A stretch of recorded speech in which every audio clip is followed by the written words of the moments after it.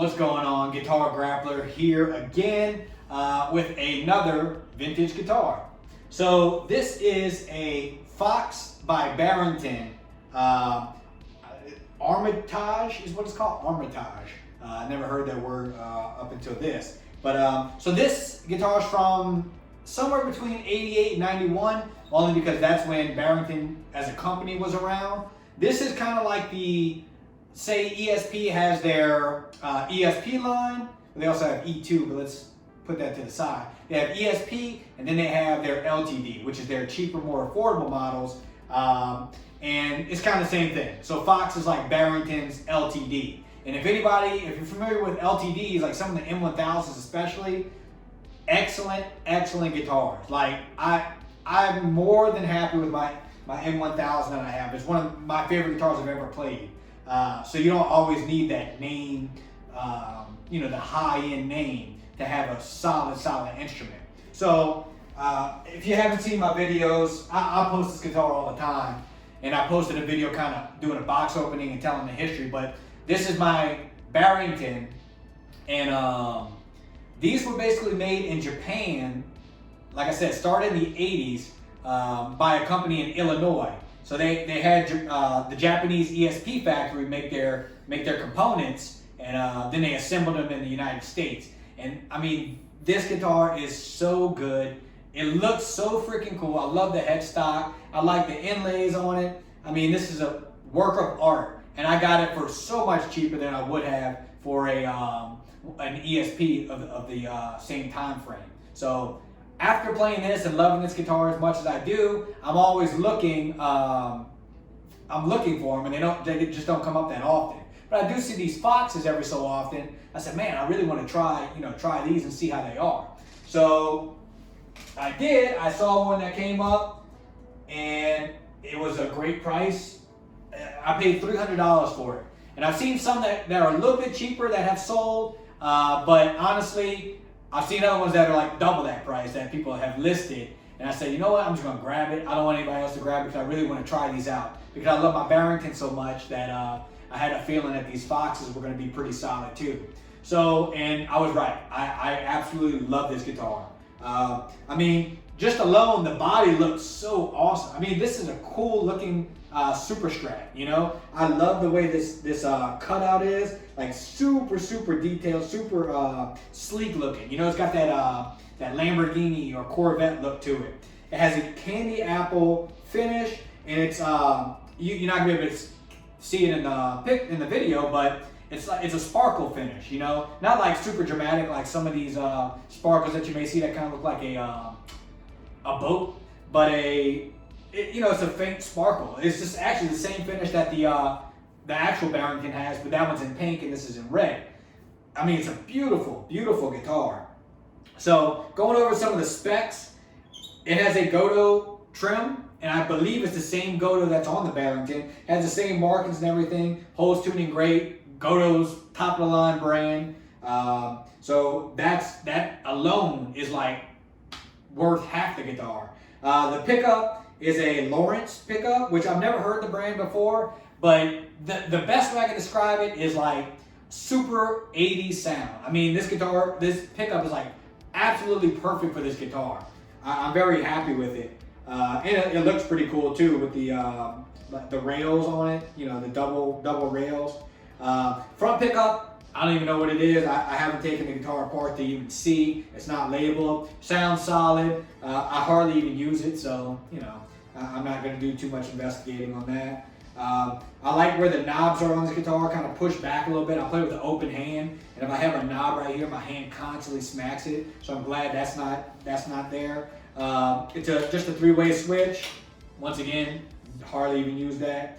It has a couple of nicks in it. You can see I hit some with some nail polish. The color I chose was a little lighter, so I just don't pick nail polishes too often, so I'm not good at it. But I had to get something a little darker and touch that up. I just feel like it looks a little bit better than having that big solid wood. You know, it just, the contrast is pretty extreme when it's just a big chunk of wood showing.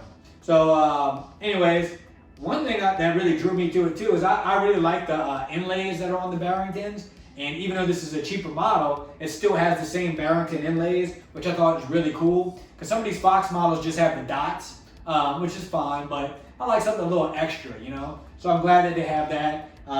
It appears to be a rosewood fretboard.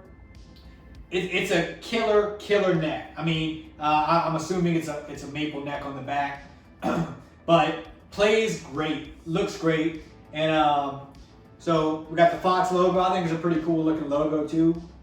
The logo matches the guitar. You know, it's like just screams 80s. The tuners are non-branded tuners. They're actually pretty solid though, despite not having a brand or anything on them. They're very reactive. You know, whenever I turn it, the pitch changes quickly. I've had some tuners in the past that I had to turn the thing 5 times before it actually catches and changes the pitch. So it's pretty easy to tune. This is like super 80s, super Strat too, to have the Allen wrench holder on the back. You can see this is, the other Barrington has this as well, but this is for the screws on the nut. You know, most of my guitars are neck throughs. This obviously isn't, has the big block, similar to like what you'd see on some of the Charvels. I believe it's the same Demas that has the big blocks. I like the way the block plate, the back plates look. Has your Barrington Guitar Works USA. You know, this thing, so one of the things I wanted to say about this guitar is a lot of people may argue or just not want to hear it, but I've had an ESP Mirage, all these from the 80s, I'm gonna name. ESP Mirage, a Horizon, which I wish I would have documented, and a Charvel Jackson, all from the 80s. Excellent guitars, I love them, and you know, people really hold them to a high regard, like these Japanese made ESPs and Charvels and whatnot, as they should. However, this guitar feels exactly like those. It sounds and feels just like those. And this was, I mean, a fourth of the price, you know, which is, it's just crazy. And I think that's all because of just the branding, which I'm a sucker for too. I love a Jackson, a Charvel, ESP. I mean, just something about that, like, I'm not really big into marketing. Like, I don't get hooked by marketing that easy, but with those guitar brands, I'm like totally hooked. However, I also like trying out guitars that are much cheaper that give you the same value. And that is what this is. I mean, this is way cheaper. And I'm telling you, it feels exactly like those guitars. It sounds exactly like those guitars. And I guess the only way you would know is if you got to play them yourself and make your own decision about it. But I played a lot of guitars, if you see my channel, and I'm just being totally objective about it. Because I played some even newer Jacksons that were 3 times the price, double the price of this guitar. And man, I picked them up, I'm like, man, this is not good at all. You know, and as soon as I picked this thing up, I was like, oh, this is gonna be a freaking badass guitar once I get it set up. And I was right, I did. And I mean, I'm making this video the day after that I opened it, because when I opened it yesterday, I wrote the little intro song and wrote the solo, and then I just kept playing it all day. I didn't feel like making a video because I just wanted to play it, you know, and that's always a good sign when you get a new guitar that you don't want to put it down, you know. So yeah, I just want to try and document this as well, because you know, it's not too much information. Actually, you know what, I did say those are made in Japan. I believe these are made in Taiwan. I've seen a couple threads from some forums where guys said that they work for the Barrington factory and that these were made in Taiwan. Because other people were kind of saying Korea. I really don't know. I know Korea definitely makes some great guitars now, because my LTD M1000 is from there, and that's a freaking solid guitar. So who knows where they made it, but if you told me this was made in Japan, I'd 100% believe you, you know, because it's super, super solid. So, yep, I appreciate you watching, and keep on shredding.